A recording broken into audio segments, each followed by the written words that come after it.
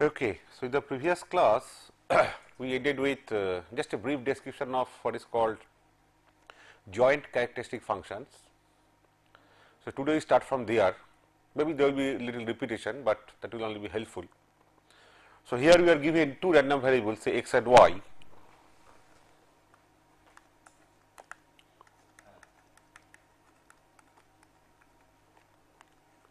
Jointly random.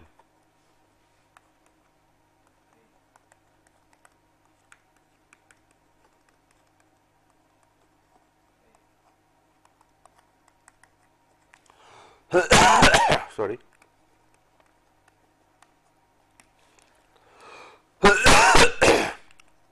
Then we have already seen what is a characteristic functions in the case of a single random variable. So here we will be simply extending that to the case of two variables.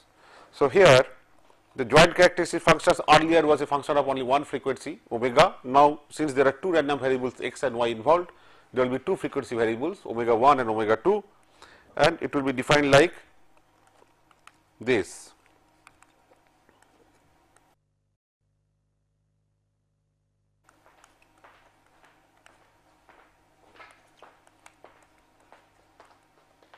Omega 1 x plus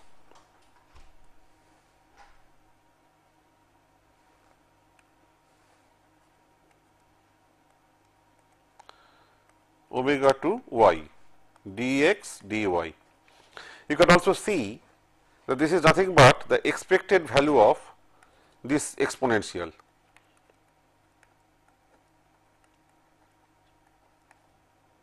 After all, this is a function of x and y.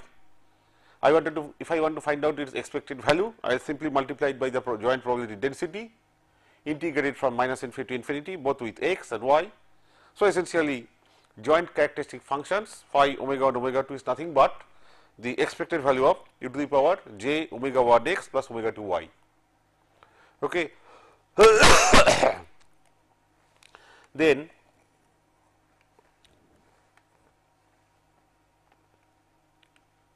we can also see that I can write this, if this is given, I can write this as this. They multiply left hand side by 1 by 4 pi square, this also 1 by 4 pi square.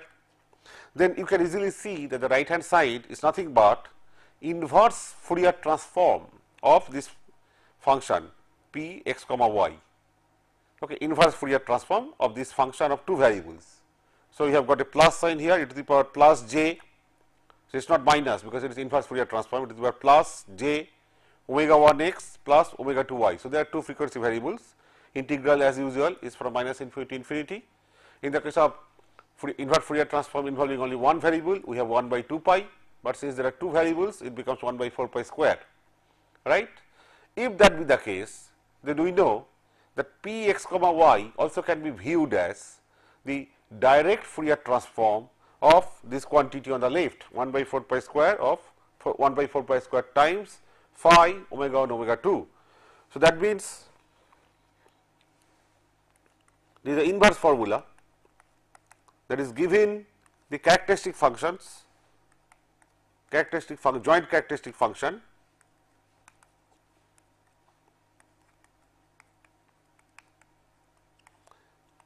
now the minus sign will come, it is by minus j omega 1 x plus omega 2 y, but the integral will be with respect to omega 1 and omega 2. Okay. Certain things we can see now. Also one more definition. Let me remove this 1 by 4 pi square now. This was just for explanation purpose.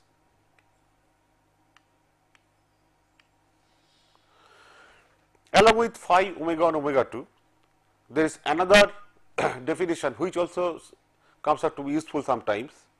Actually, often phi omega 1 omega 2 is seen to be, in practical cases, seen to be an exponential function. So instead of dealing with phi as such, it's sometimes better to take logarithm of this, because if it is exponential, then on taking logarithm we get simpler functions, right. So that is called, if I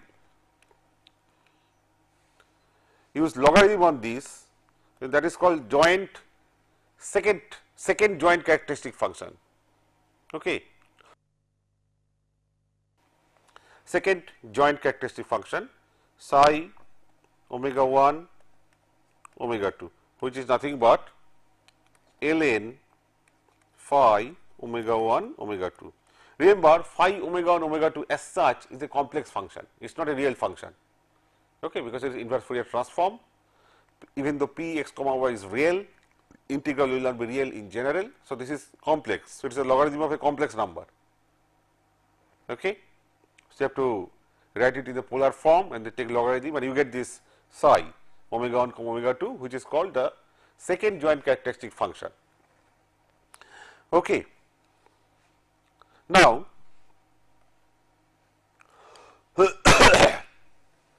what is meant by marginal characteristic function of x or y? That means just when x is left alone and I am not saying it all together, I mean together with y, then the characteristic function of x, okay, that is phi x, I may say omega. This is nothing but, we know,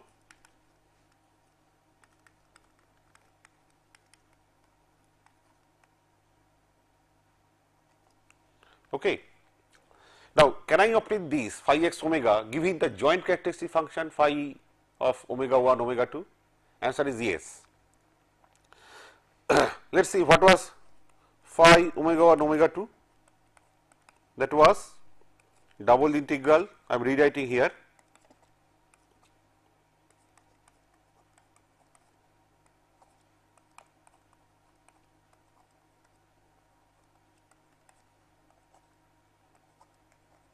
right.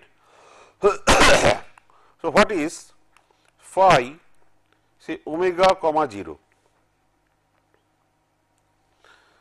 that is omega 2 is 0, omega 1 is omega. So, that means one part is 0 and we can write this entire integral like this, p x comma y can be then written as p y by x dy and minus infinity to infinity p x, that is p x comma y is broken as a product of p y by x, that is p of y given x sorry, times p of excuse me, p of x. Okay. This integral, outer integral is with respect to y, and then p x we simply have e to the power j omega x, okay, at dx. Now, this outer integral is 1, because given for any particular value of x, total probability of y taking values from minus infinity to infinity is 1, and the inner integral is nothing but the marginal characteristic function phi x omega. So, phi x, this is given by phi x omega. So, phi x omega is nothing but phi omega comma 0. So, if you are given the joint characteristic functions, put omega 2 equal to 0, take omega equal to omega, whatever you get, that is a function of omega alone, and that is the marginal characteristic function of x. By the same token,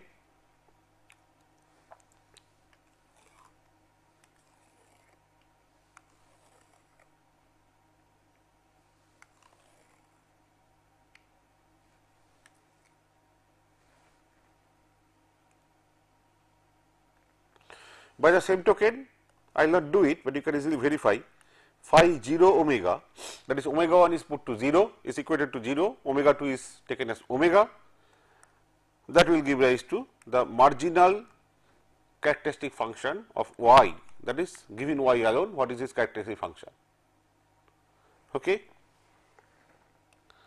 Next, we have seen one thing, that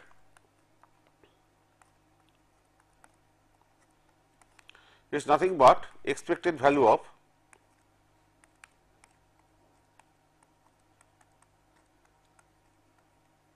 this you have seen. Okay. Now, suppose we are given that x, y jointly random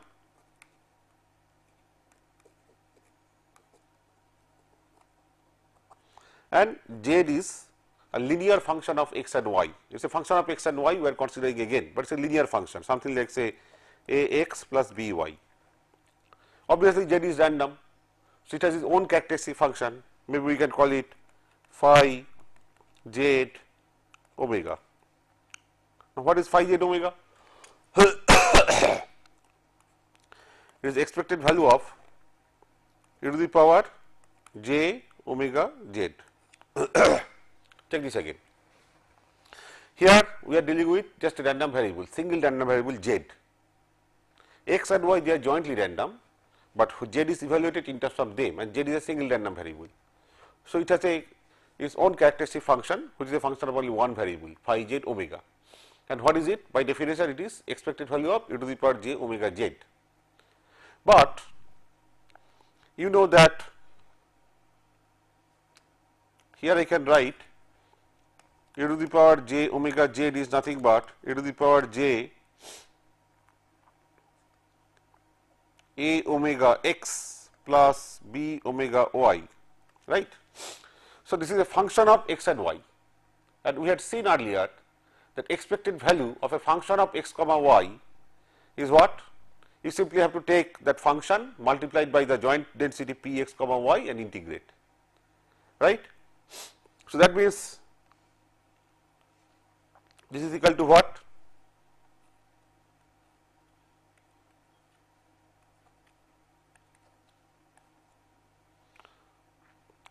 So, here you see we are not finding out the joint characteristic function of x y, we are simply giving that they are jointly random.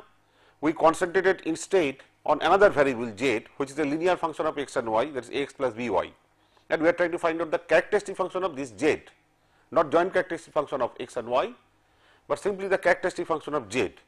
But while doing so, we find that it is nothing but expected value of e to the power j omega z, and e to the power j omega z actually is a function of x and y like this, which means this characteristic function can be obtained by simply multiplying the taking the expected value of this function, that is multiplying that function by p x comma y and integrating, that is p x comma y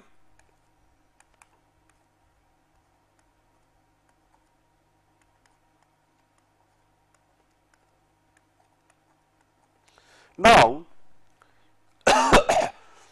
If you take a omega and call it omega 1, similarly if you take b omega and call it omega 2, then you see this is nothing but, by definition, this is nothing but the joint characteristic function of x and y at frequency omega 1 given by a omega and frequency omega 2 given by b omega, right.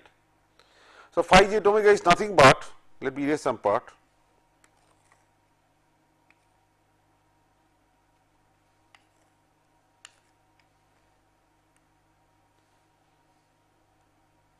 This is nothing but the joint characteristic function, but evaluated at a omega, b omega. Okay. This gives rise to an interesting observation. Let us do that.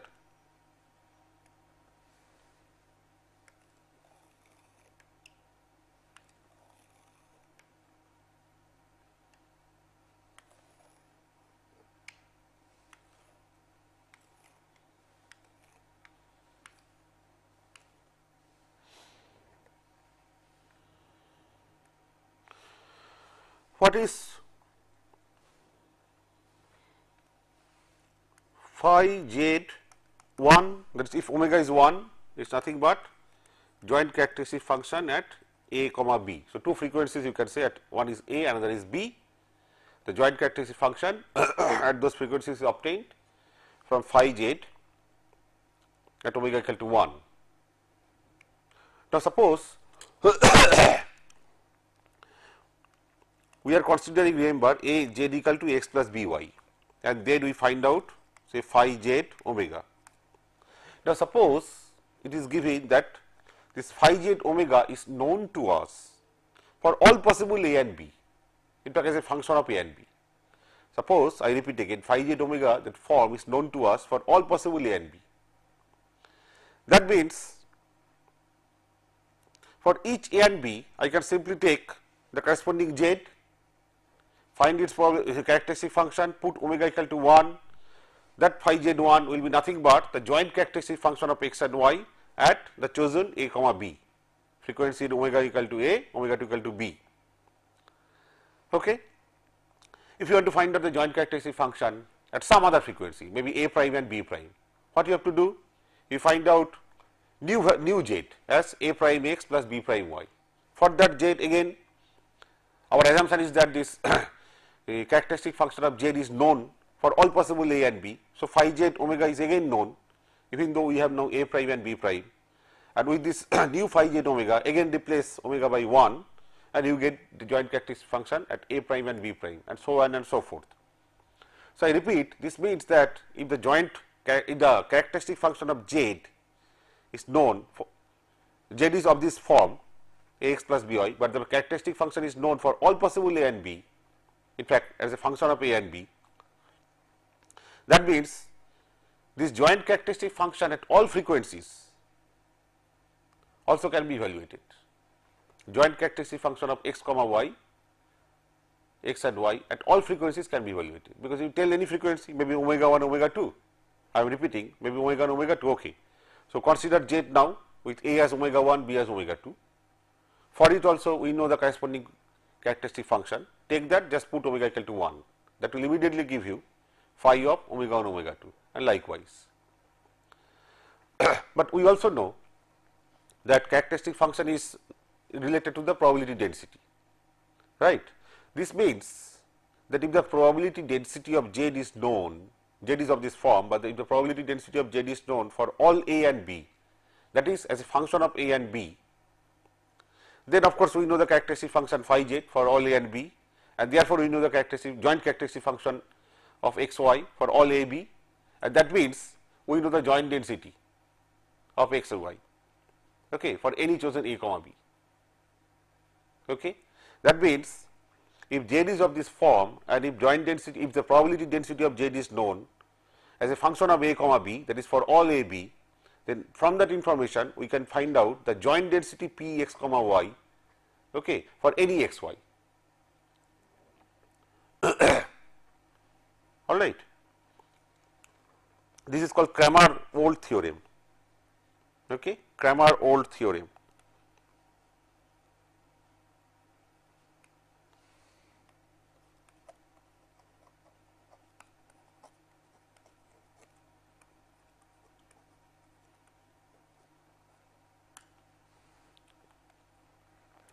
Next, you see one more interesting thing. Suppose it is given that x and y, they are statistically independent. Okay. Given statistically independent.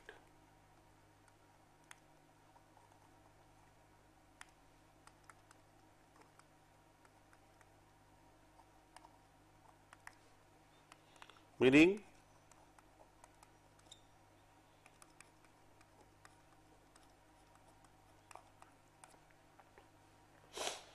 okay, in that case you can see what happens to phi omega 1 omega 2.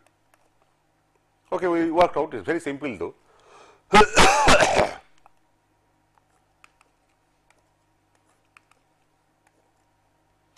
Instead of p x comma y, we simply write at p x x, p y y, and then e to the power j omega 1 x plus omega 2 y dx dy. Okay. You can separate the integral into two parts, one involving x alone, another involving y. P x x e to the power j omega 1 x dx. That will give rise to phi x omega 1. I repeat again, if you take out p x of x, there is probability density of x, and e to the power j omega 1 x and dx. Take it under one integral from minus infinity to infinity, that will give you phi x omega 1. Similarly, if you take out p y y e to the power j omega 2 y and dy, put under another integral from minus infinity to infinity, that will give rise to phi y at omega 2. So, that means if x and y are statistically independent, then their joint characteristic function is simply a product of the marginal characteristic functions or individual characteristic functions. The reverse also is true. if the joint characteristic function can be broken as a product of two functions, one of omega 1 and another of omega 2. One you can then view as the marginal characteristic function of say x, another marginal characteristic function of y. So, that means if phi omega 1 omega 2 can be broken like this, then it means that x and y are statistically independent. That is, p x comma y can be broken as a function, as a product of p x x and p y y. That also is very easily seen. This time we will be using the inverse formula.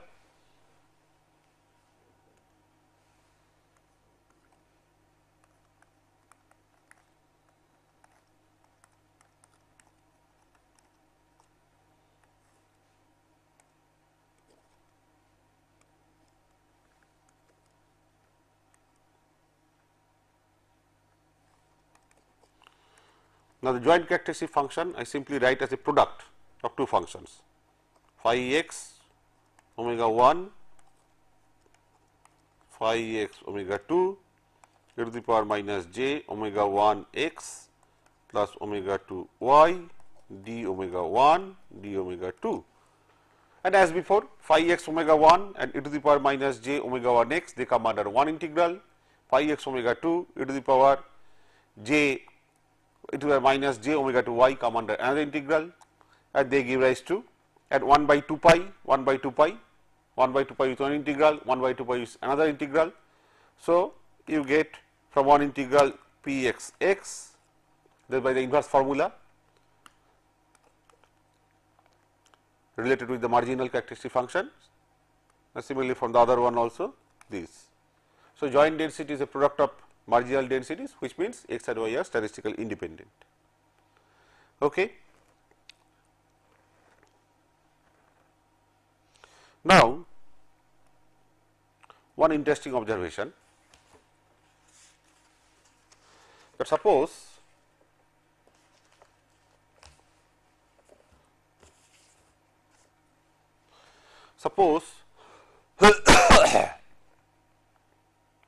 it is given that x, y independent. By independent I mean statistically independent. That is, the joint density is a product of two marginal densities. And we construct a function j dash x plus y. Okay. What happens to the probability density of z? Okay. Or what happens to the characteristic function of z? Now, phi z omega we know is expected value of e to the power j omega z, right, which is same as e to the power j omega x plus y. It is a function of x and y. So, this means that we simply integrate this quantity by multiplying by p x comma y, but p x comma y is p x into p y, because they are given to be statistically independent.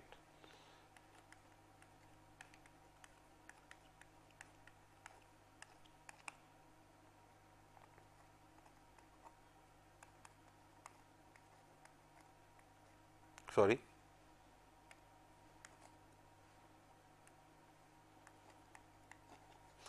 As before, you separate the integral into two integrals. One is with x, p x x e to the power j omega x, another is p y y e to the power j omega y. From one we get marginal characteristic function phi x at frequency omega, and from the other we get marginal characteristic function of y at a frequency omega. Okay. That means, this becomes equal to, this then becomes equal to phi x omega times phi y omega, same omega. So, phi z omega is phi x omega into phi y omega. But you see, we are in the Fourier domain, right. After all, phi z omega is nothing but inverse Fourier transform of one probability density, phi x omega also inverse Fourier transform of one probability density, phi y omega also inverse Fourier transform of one probability density.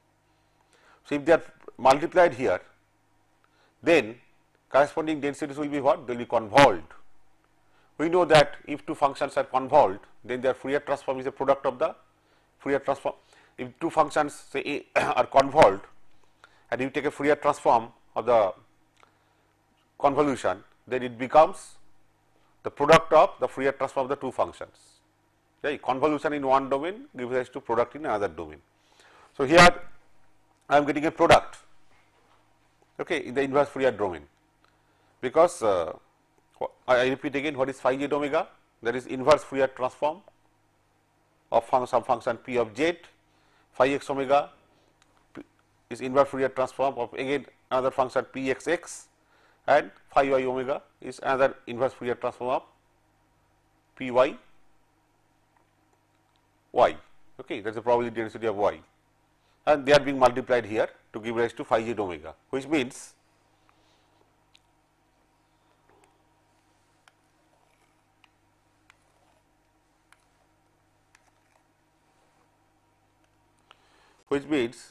p z z is a convolution.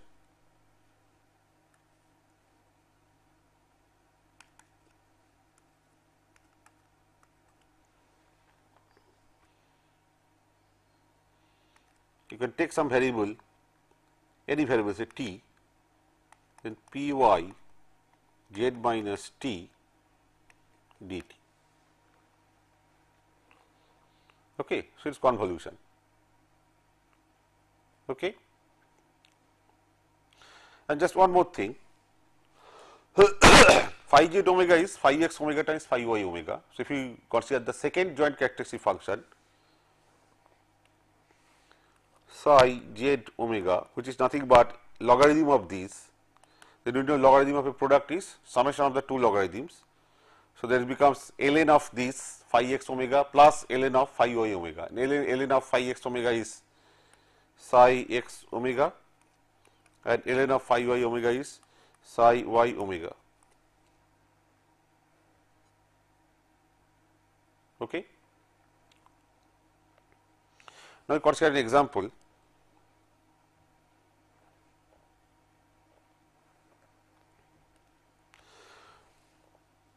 Suppose x, y, they are given to be jointly normal.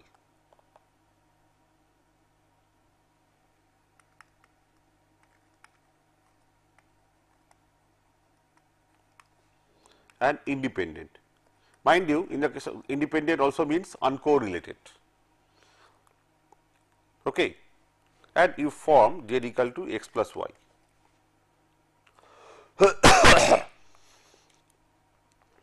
Then if x and y they are jointly normal, means x also is a normal variable, y also is a normal variable. Okay. Okay. X is Gaussian, the marginal density is also Gaussian. X has Gaussian density, y has got Gaussian density, and jointly they have a Gaussian form with correlation 0. Okay. Right. They are statistically independent, so they are uncorrelated. Okay. So, correlation coefficient R will be 0 here. This is given. So, question is, if x and y they are individually Gaussian and they are summed, they are statistically independent of course, meaning uncorrelated also, and they are summed to form z, then what is the probability density of z? Now, we have already seen this earlier, where z was in fact not only x plus y, but it was a linear combination of x and y, x plus by, and we have shown earlier also that this is Gaussian. But we will now show the same thing using the characteristic function concepts, okay, which is a very simple way of doing things. We know,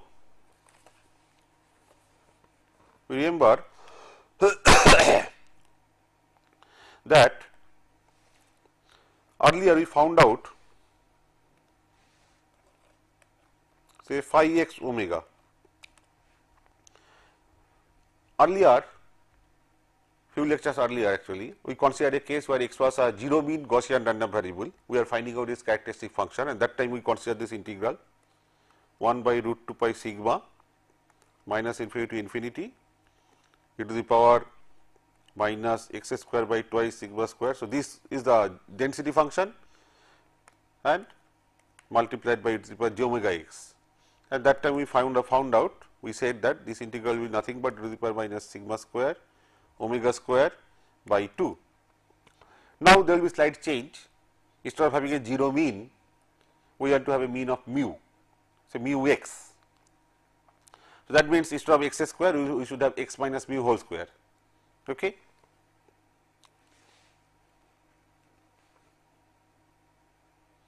So, that means there will be some change here, x minus mu x whole square by 2I sigma square. What will be the result? Result will not be this. What will be the result? Now, you can make a substitution x minus mu x equal to say x prime. So, integral limits will remain same from minus infinity to infinity. Okay. Of course, integral was with respect to x. So, dx and dx prime are same. Only thing is x is to be then replaced by x prime plus mu x. So, an extra term e to the power j omega mu x will come up, that is all. Okay. So, an extra term e to the power j omega mu x will come up. This is the characteristic function, marginal characteristic function of Gaussian random variable with mean mu x and variance sigma square. Okay. Now, we have got two random variables, both are individually Gaussian and therefore jointly Gaussian. Okay. X and y. X has a mean mu x and variance sigma x. Okay. So, in fact, we call it sigma x now, and y also has a mean mu y and variance sigma y square, and x and y are statistically independent, means they are uncorrelated. X and y are added, you get z. What is the probability density of z? Okay. We just do it by using characteristic functions. So, that will give you an idea about how characteristic functions are useful. Okay.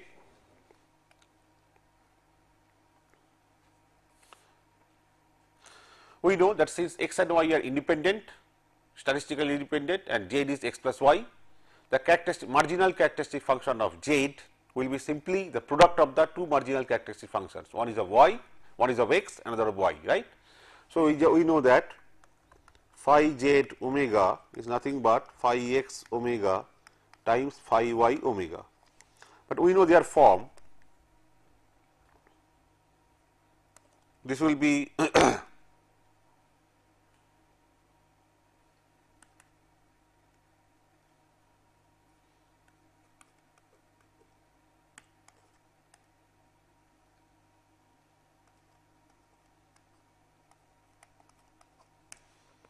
and similarly this one will be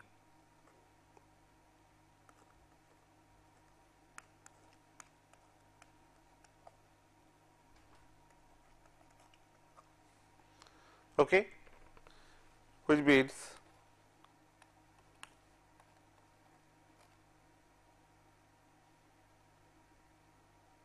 you can take omega common.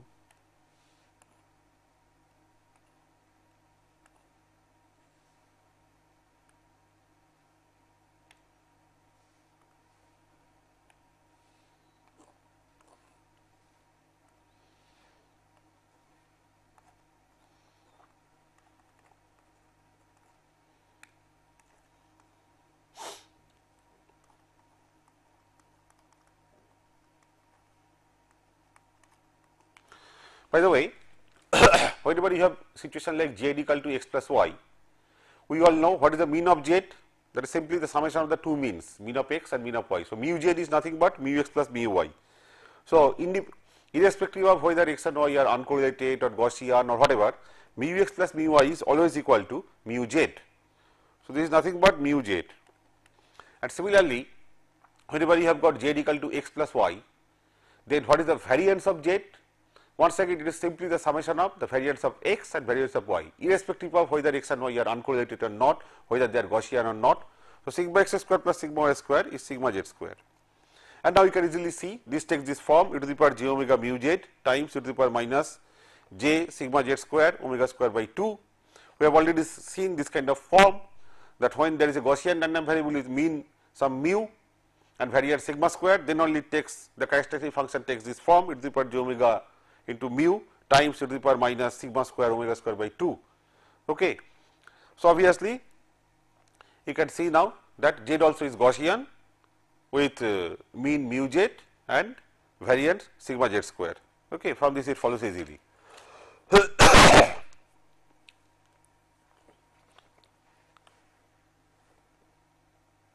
One more example. Now, suppose there is no Z. Okay, it is a defined kind of problem. We are simply giving that x, y, they are jointly Gaussian, jointly normal. Normal or Gaussian, they mean the same thing as I told you many times. Okay. You are giving that E of x is mu x, there is mean of x is mu x, E of y is mu y, okay, and the variance and all, you know, sigma x square, sigma y square and all that. Variance of x is sigma x square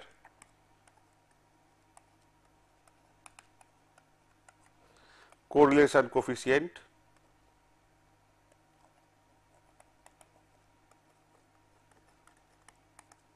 or then you have to show, we have to find out, this is another example, you have to find out what is the joint characteristic function.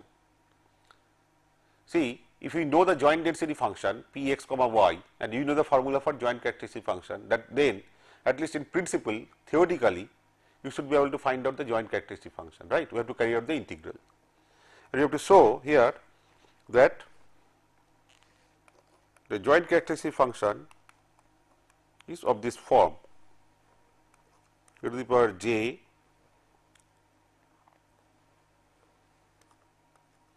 mu x omega 1 is a big formula actually into e to the power minus half omega 1 square sigma x square plus twice r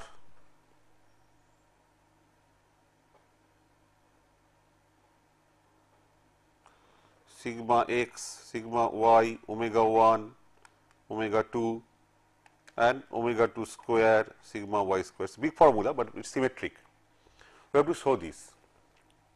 Now, I tell you, if you really want to substitute p x comma y by the Gaussian joint density function and want to carry out the integral, you will be at C.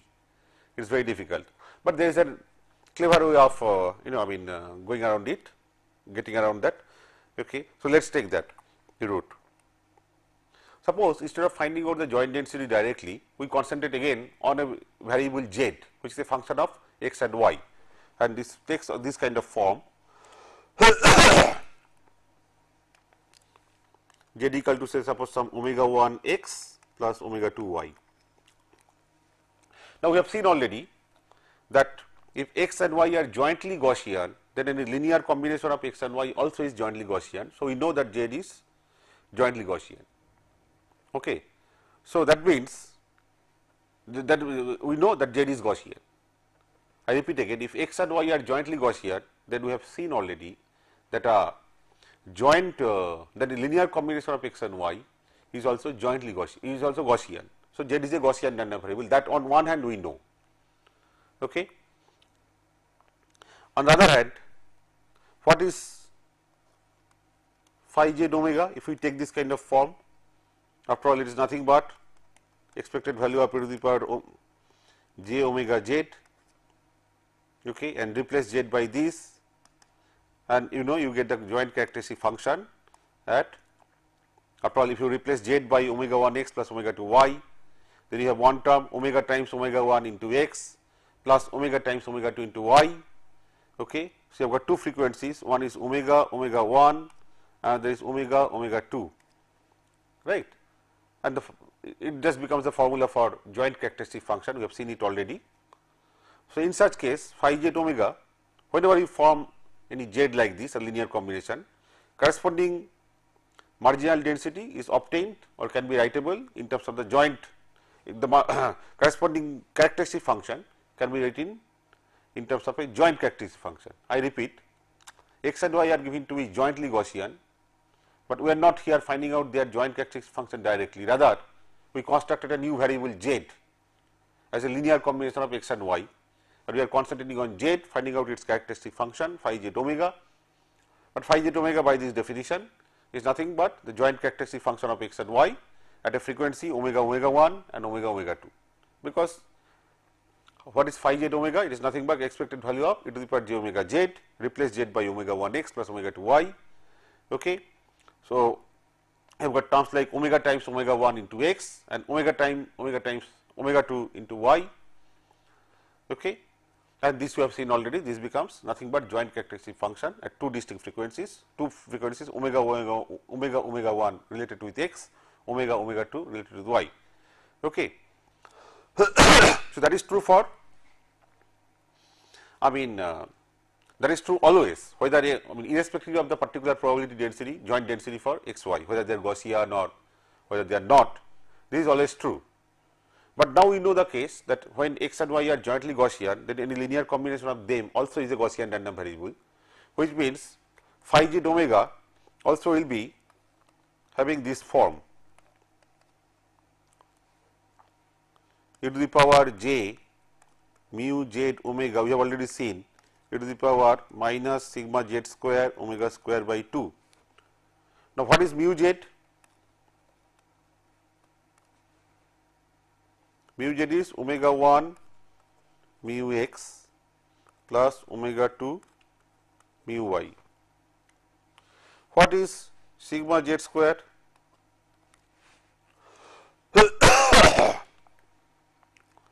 You have to subtract z, mu z from z, that means omega 1 within bracket x minus mu x, omega 2 within bracket y minus mu y, they are added and then whole square expected value.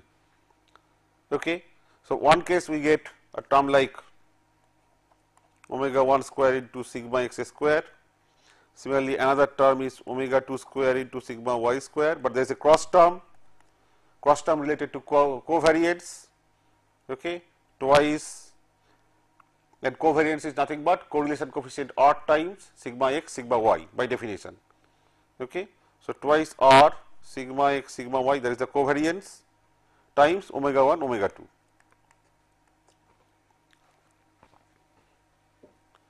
Okay.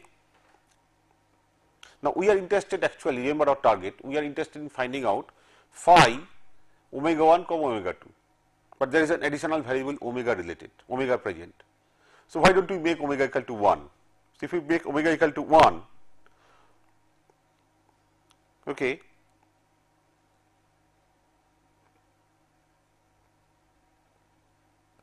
what happens then? If we make omega equal to 1, we have e to the power j mu z, e to the power minus sigma z square by 2, okay, e to the power, and that will give rise to phi of omega 1 comma omega 2.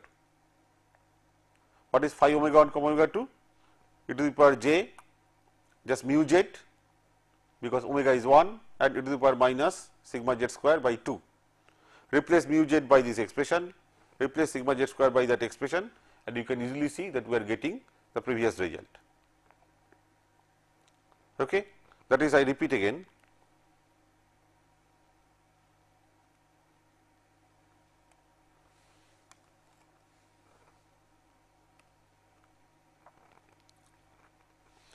what is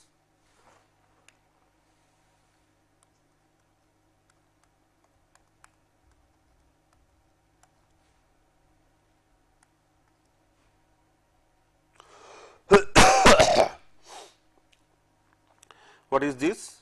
This is nothing but phi z with omega equal to 1, which means e to the power just j mu z omega equal to 1 and e to the power minus sigma z square by 2. We have already found out mu z, we have already found out sigma z square, just put them back there, you can easily see that we are getting the expression that we have written earlier. Okay. So, often you see, just constructing this new variable z as a linear combination of x and y helps in reducing the complexity of the problem. Okay. Next, we define a moment generating function.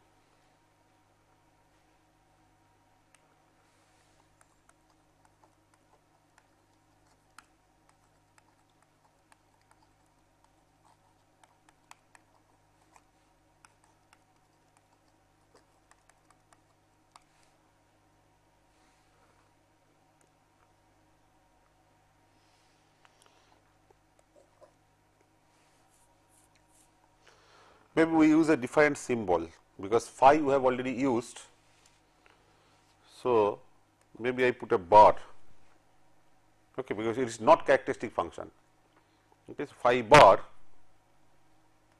S1 and S2, okay, S1 and S2 are two real numbers.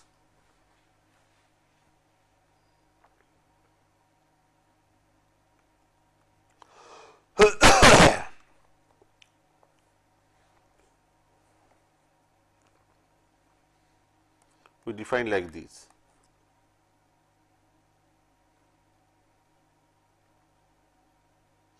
In fact, we can, there is no need to put bar there, sorry.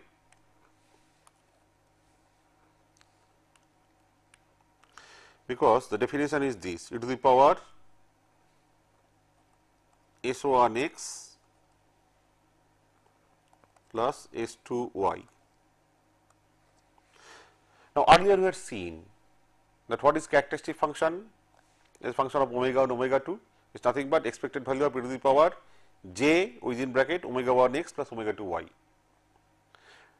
Okay, there is just a slight change in notation. J omega 1 has been now is called S1, so S1 is not real, it is not necessarily real, and j omega 2 is replaced by S2, but okay. So, we still may retain the same notation phi S1 comma S2. So, this is called moment generating function. Okay. Now, this is an exponential function, right. So, we can expand this exponential into a series form, and then using linearity of the expectation operator apply the E operator on each term of the series, right. So, what is the series form? Series form we know e to the power x is nothing but 1 plus x square by factorial 2 plus x to the power 3 by factorial 3 plus dot dot dot dot plus x to the power n by factorial n plus dot dot dot dot, right. Instead of one variable, you have now in the argument this whole quantity S1x plus S2y. So,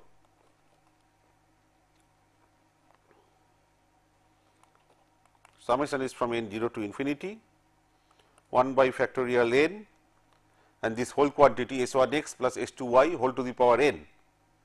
Okay.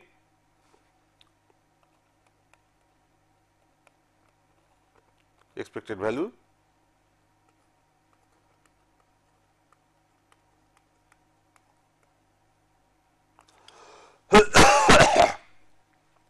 then as I told you, I will use the linearity of this expectation operator E. I will push E on each term of this series, and factorial n is constant, not random. So, E will apply directly on this, because x and y they are jointly random. Okay. So, that means this can be written as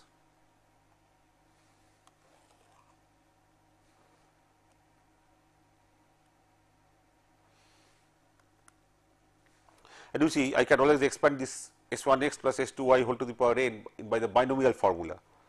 Okay. That means this entire thing then becomes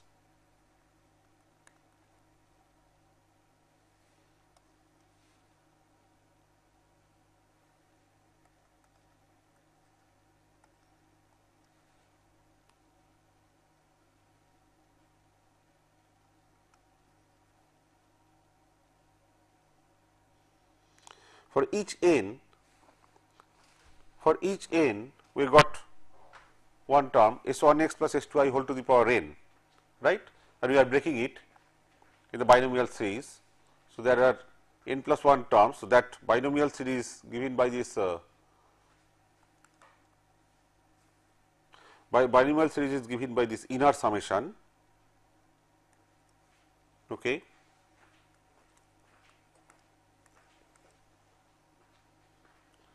Expected value directly works on x to the power k y n minus k, and then you have got S1 to the power k, S2 to the power n minus k. Okay.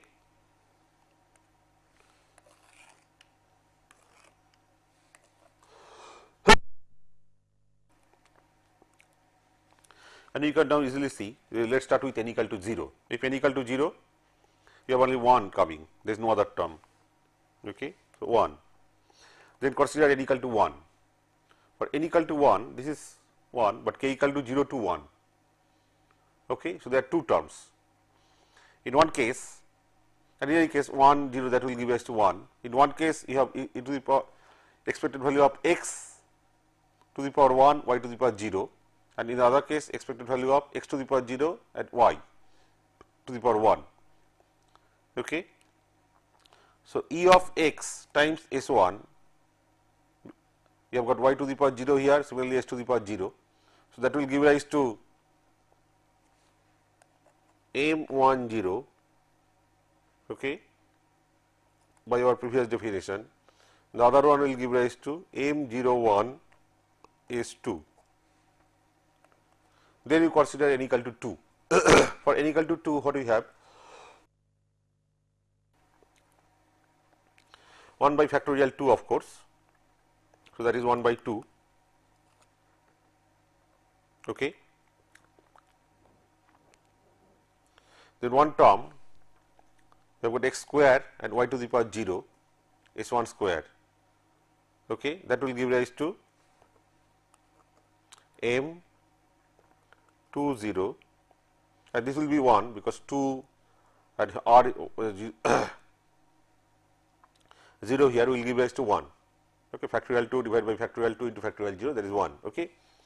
So, m 2 m 2 0 s 1 square. Another term will be when k equal to 0 and n is 2, that is e of y square s 2 square, and once again this will be 1, k is 2 now. So, 2 factorial 2 divided by factorial 2 into factorial 0, once again 1. So, that will give rise to m 0 2 s 2 square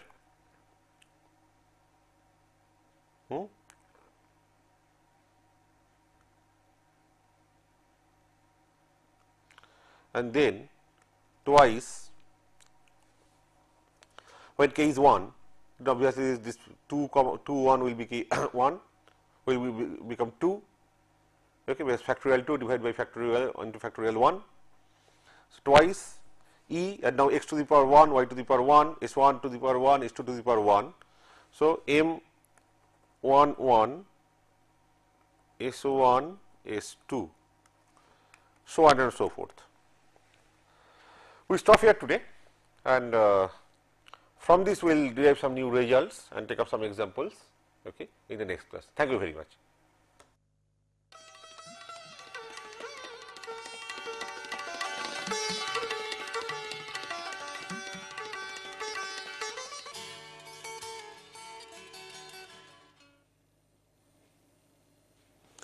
Okay.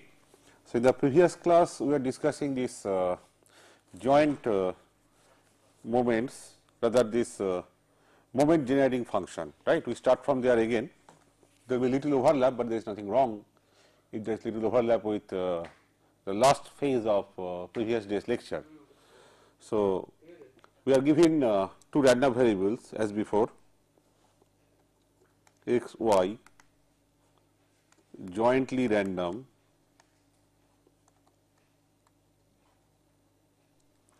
then we define this function phi. Maybe we can put a phi prime. I will tell you why I am putting a phi prime. S 1 S 2 as the expected value of e to the power S 1 x plus S 2 y. Now, listen, earlier we had a situation where S 1 was equal to j omega 1, S 2 was j omega 2, and the entire thing was called the joint characteristic function. It was written as phi of omega 1 omega 2. Since j omega 1 is replaced by S 1 here and j omega 2 is replaced by S 2, okay, and j is missing on this side, okay, I am giving it a new name phi prime. Okay, there is only difference. This is called the moment generating function. We have already seen what is a moment, joint moment, that is x to the power r, y to the power k, its expected value of this product is called the joint moment of order k plus r equal to say n, right. Now, this function will help us in getting those moments of various orders. Okay. To understand that, let us first do this. This is an exponential, right. So, S1x plus S2y, you can even call it z. So, e to the power z, you expand e to the power z into a power series. We all know what that power series is. There will be a summation of terms, an infinite summation actually, and the expectation is a linear operator. You can apply expectation on each of the terms in the summation separately, right. If you do that, that is, first you have expected value n equal to 0 to infinity z to the power n factorial n. This is the exponential series, okay. And then I will apply this expectation operator on each term in this summation.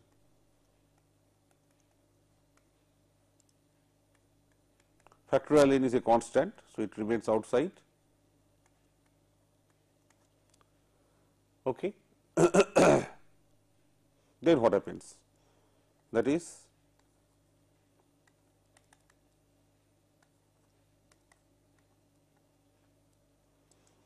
E. Now we know what is z. Z is this factor. So replace z by its actual form S1x plus S2y whole to the power n. Now S1x plus S2y whole to the power n is actually a binomial series, okay, of n plus 1 terms. Again, that can be, so I can expand this term.